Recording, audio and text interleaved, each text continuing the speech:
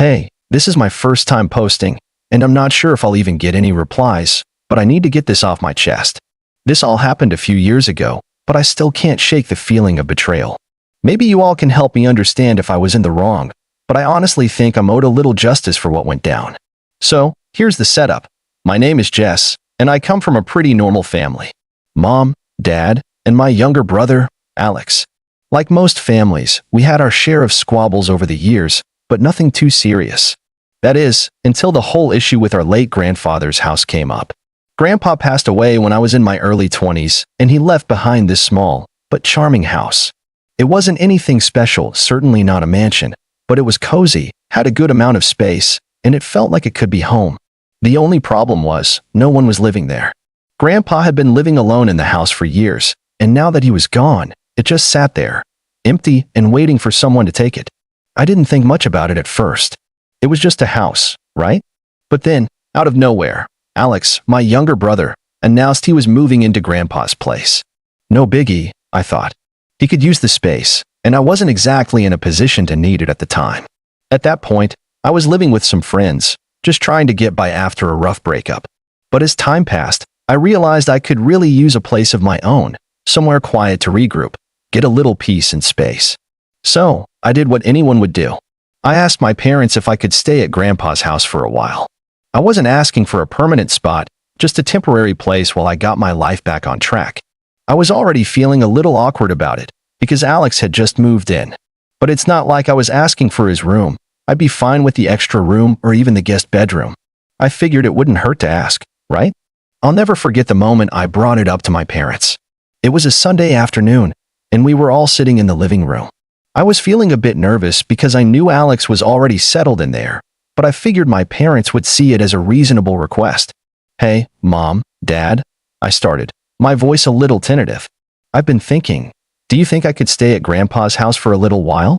I could really use a place to crash until I get back on my feet. I'll help with anything, like taking care of the place or doing the lawn work. There was a pause. My mom looked at me for a second, but instead of the usual warmth in her expression, there was this almost flatness. It was hard to put my finger on at first, but something was off. My dad was sitting there too, half paying attention, his eyes glued to his phone as always. He didn't even look up when I spoke. Mom sighed, then looked at Dad, like she was waiting for him to say something. When he didn't, she finally spoke. No, Jess, that's not going to work. I froze for a second. What do you mean? I asked, trying to keep my voice steady. It's Alex's place now, she said, almost dismissively. He's the one who's staying there. You need to figure something else out. I could feel my chest tighten. It was one thing to hear that from my brother, but coming from my mom? And Dad just sat there, staring at his phone, acting like I wasn't even talking. I didn't know what to say. My mouth went dry, and I tried to keep my cool. I don't need to stay forever, just for a little while. I'd be really careful, I promise. It's just temporary while I get back on track.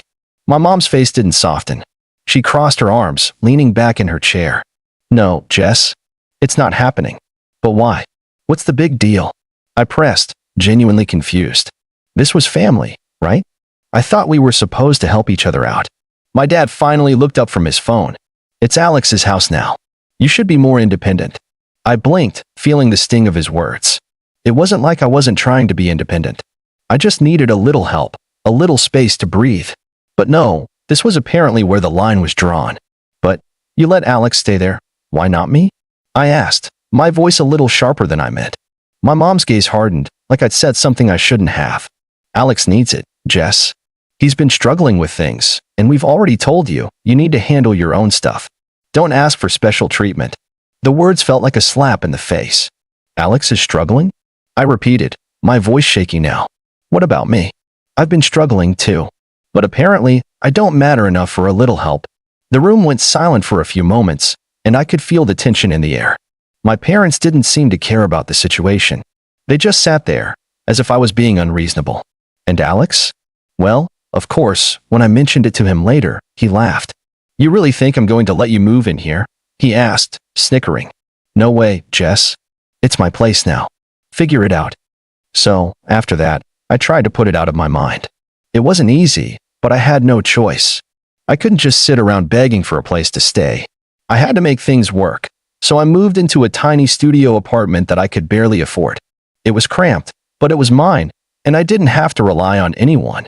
But as much as I hated the situation, the bitterness stayed with me. Every time I saw my parents or Alex, I couldn't shake the feeling that they had abandoned me. I was the one who needed a hand up, not Alex, who had been living rent-free in a house he didn't even care about, acting like it was his personal palace. But they all kept defending him. He's in a rough spot, my mom would say whenever I brought it up. You'll figure it out, Jess. And Alex? Well, he wasn't shy about rubbing it in. He'd send me texts every now and then, bragging about how his life was so much easier with the house. He'd even throw in a comment here or there about how nice it was not to have to pay rent. It was like he knew how much it bothered me and he loved it. He was playing some twisted game, and I was the punchline. Things dragged on like that for months. I got a second job, started hustling to cover rent, and tried to keep my head down. But it was hard not to feel like my parents had picked a side. I'd overhear them talking about Alex's bright future and how he was really getting his act together. Meanwhile, they'd give me these forced pep talks, telling me that I just needed to work harder. I guess they thought I'd get over it, but I didn't. I was tired of being the one they only remembered when they needed something. One evening, about a year after the whole "no, you can't stay at Grandpa's house" incident, I was out grabbing dinner when I got a call from my mom. I didn't even want to pick it up, but I did. "Jess, honey, we need to talk," she said, her voice oddly serious. I felt a little jolt of anxiety. My parents had never called me this late unless something was up. "What's going on?" I asked, trying to sound calm. "Well, we've been talking, and we have a situation," she said slowly, dragging out every word. "We're in a bit of a financial bind, and we could really use your help. It's important." I sat up straighter. This sounded off. They'd never asked me for help before. Not like this. "Okay, what kind of help are we talking about?" I asked, already dreading the answer. "Your dad and I need to borrow some money," she said, not even bothering to sugarcoat it. "We've had some unexpected expenses come up, and we were hoping you could loan us a couple thousand, just until we can get things sorted." I couldn't believe what I was hearing. My mouth went dry. Here I was, struggling to make rent, still getting by on a shoestring budget, and they wanted me to give them money? The same people who had turned me away when I needed them? I was quiet for a moment, not sure what to say. "You want me to give you money?" I repeated, feeling the heat rise in my chest. "After everything? After you told me to figure it out when I needed help? Now you want to borrow from me?" There was an awkward silence on the other end of the line before my mom spoke again. "Look, Jess, we're not asking for much, and we're family. We've helped you before, and now it's your turn to help us." The audacity. She really thought I'd just roll over and help them after everything that happened? I could feel my heart pounding in my ears. I wanted to tell her no. I wanted to hang up the phone and let them deal with their own mess, just like they had told me to do when I was struggling. But there was something inside me that snapped. Maybe it was the anger, or maybe it was just the sheer injustice of the situation. "Actually," I said, my voice calm but sharp, "I think I've helped enough already." "What are you talking about?" she asked, confused. "I've been helping myself for the past year," I said, feeling a little more confident now. "You made it clear that I wasn't worth helping. You told me to figure it out, so that's what I did. I didn't get a place to crash. I didn't get a handout. And now, you want me to bail you out." My mom's tone shifted from pleading to defensive. "Jess, this is different. We're family. You should understand that." "I do understand," I said, a bit of a bitter chuckle slipping out. "I understand that when it was my turn, I was supposed to figure it out on my own. And now that it's your turn, you're coming to me. Well, I'm going to do the same thing you did. Figure it out." I could hear her sputtering, but I wasn't done yet. "And as for the money, I think I'll be keeping it for myself, just in case I ever need to figure something out again." The silence on the other end was almost deafening. I could almost picture her speechless, not knowing what to say to that. And then, just before I hung up, I added one final line. "Maybe you should have helped me when you had the chance." The silence lingered for what felt like an eternity before my mom finally spoke again, but this time, her voice had lost the pleading tone. It was colder, sharper. "Well, fine. If you don't want to help, then we'll just have to figure it out ourselves." I heard the sound of her taking a breath, probably trying to compose herself. "But don't think this is the last time we're going to ask. You're still family, Jess." I wasn't sure if I was supposed to feel guilty, but honestly, all I felt was a quiet sense of relief. I had finally stood up for myself. "Yeah, well, good luck," I said before I ended the call, my hand shaking slightly as I put the phone down. That night, I didn't sleep much. It wasn't because I felt bad. I didn't. It was because I felt powerful. I had said no. I had taken control of the situation. For once, I wasn't the one on the receiving end of their expectations.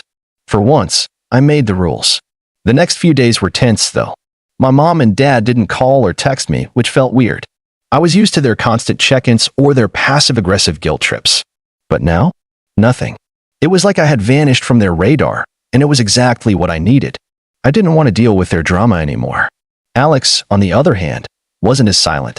He texted me the day after that conversation. "Mom and Dad said you're being stubborn," he wrote. "I don't get it. Why can't you just help them out like they helped you?" I stared at the text for a while before responding, my fingers hovering over the keyboard. Help them out? Like how? By letting them control me again? I don't think so. He replied almost immediately. "Wow, Jess. I'm just saying. They've been there for you. You should be there for them now." I wanted to scream, to tell him exactly what I thought of him and his precious little house, but I held back. Instead, I just typed out something simple. Maybe if they'd been there for me when I needed it, I'd be more inclined to help. There was a pause before he answered again. "You're being childish." And that was it. It didn't matter what he said, because I knew one thing. I wasn't going to fall for their manipulation anymore. It had taken me a while to realize it, but I was done. I was done being the one to bend over backward while they walked all over me. But the real twist? The real reason they were going to regret this? They weren't done with me yet. Oh, no. They still needed something. Something big. And when they came crawling back, I would be ready. A couple of weeks went by, and I settled into my routine. Work, gym, Netflix, sleep. It wasn't glamorous, but I felt more at peace than I had in months. The guilt they tried to make me feel had slowly faded away, replaced with a quiet satisfaction. I had taken control. I had done what was right for me. But just when I thought I was safe from their drama, the storm hit. One afternoon, as I was finishing up a shift at the cafe, I saw a notification pop up on my phone. It was a message from my dad. I hadn't heard from him directly in ages. It read, "We need to talk. Urgently." I felt a knot in my stomach, the familiar anxiety creeping back in. I stared at the message, trying to figure out what was going on. It had been so quiet for so long, I was beginning to think they'd just given up on me. I was about to reply when another message came through, this one from Alex. "It's about Grandpa's house," he wrote. "Dad's asking for your help." I stared at the message for a long time. Help with Grandpa's house? What the hell did that even mean? I could already feel my blood pressure rising. They couldn't possibly be serious. I decided to call my dad. It rang a few times before he picked up. "Jess," he said, his voice strained. "We need to talk about something important." "Dad, what's going on?" I asked, keeping my voice steady, though I could feel my heart thudding in my chest. "Look, it's a long story, but we need you to come by the house. There's something you need to know. Something urgent about the property." I felt a sudden chill. "What do you mean, urgent?" "We can't explain it all over the phone. You need to come in person." "Why now? Why are you asking me for help again, after everything?" I asked, my frustration creeping in. "Please, Jess," he said, the desperation clear in his voice. "Just come over. This is really important." I wanted to say no. I wanted to hang up the phone and tell them to figure it out themselves. But then I remembered the satisfaction of standing my ground before. Maybe, just maybe, this was the final test. And I was going to pass it with flying colors. I didn't reply right away. Instead, I just texted back, "I'll be there in an hour." I pulled up to my parents' house, gripping the steering wheel tighter than I needed to. I knew something was off. The whole urgent thing didn't sit right with me.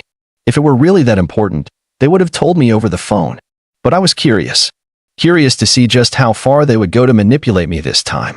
As I stepped out of my car, I took a deep breath, bracing myself for whatever nonsense they were about to throw at me.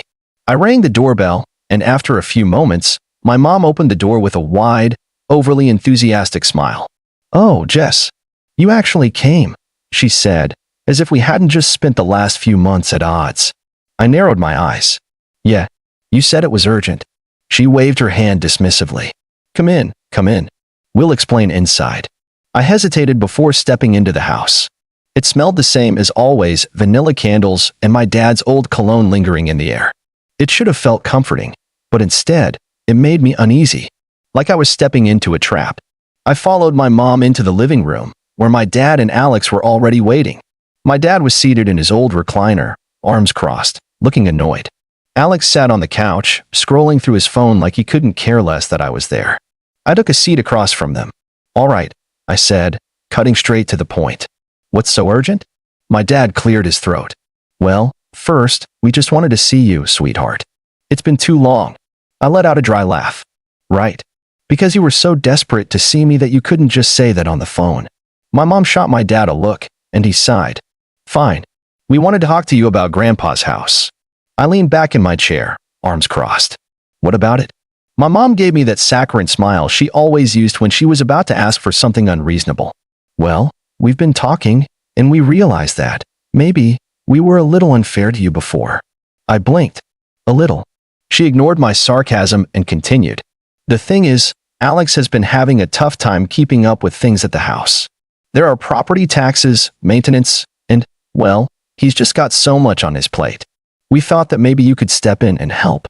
I stared at her, waiting for the punchline. Help? Yes, my dad chimed in. We were thinking you could start pitching in financially, just to make sure everything is taken care of. I felt my jaw tighten. Let me get this straight. You told me I couldn't live there when I needed a place to stay, but now you want me to pay for it? For Alex's house. My brother finally looked up from his phone, rolling his eyes. It's not just for me, Jess. It's for the family. I let out a bitter laugh. Oh, now it's a family thing? That's funny, because when I needed help, I was told to figure it out. My mom sighed dramatically, like I was being the unreasonable one. Jess, don't be like this. We made decisions that we thought were best at the time. But now, we really do need your help. I shook my head, feeling my temper rise.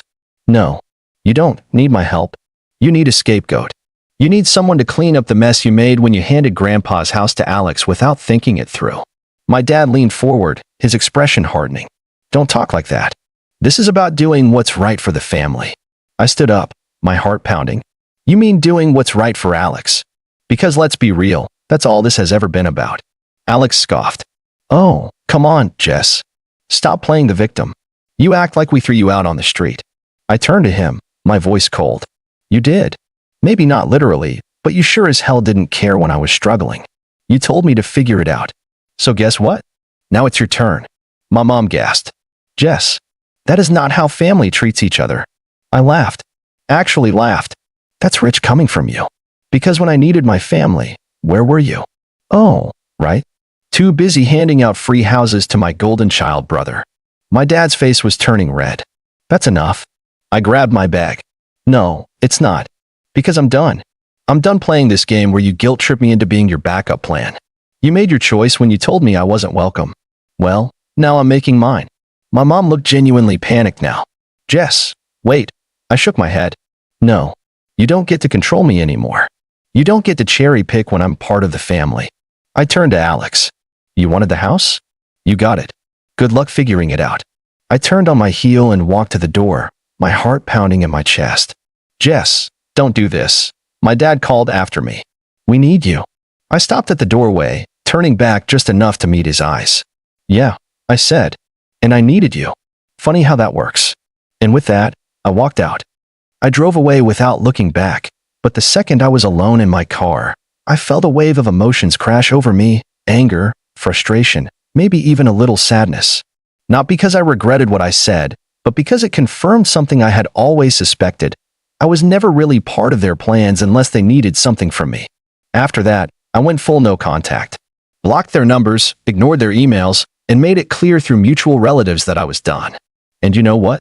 It was the best decision I ever made. No more last-minute guilt trips. No more feeling like I was some disposable backup plan. From what I've heard, Alex is still struggling with the house. Turns out, property taxes and upkeep aren't as easy as having everything handed to you on a silver platter. My parents apparently tried to spin the story to make me look like the villain, but people caught on fast. Some of my extended family actually reached out to tell me they understood why I walked away. Honestly, I have no regrets. They made their choice, and I made mine. So, what do you think? Was I too harsh? Or did they finally just get a taste of their own medicine?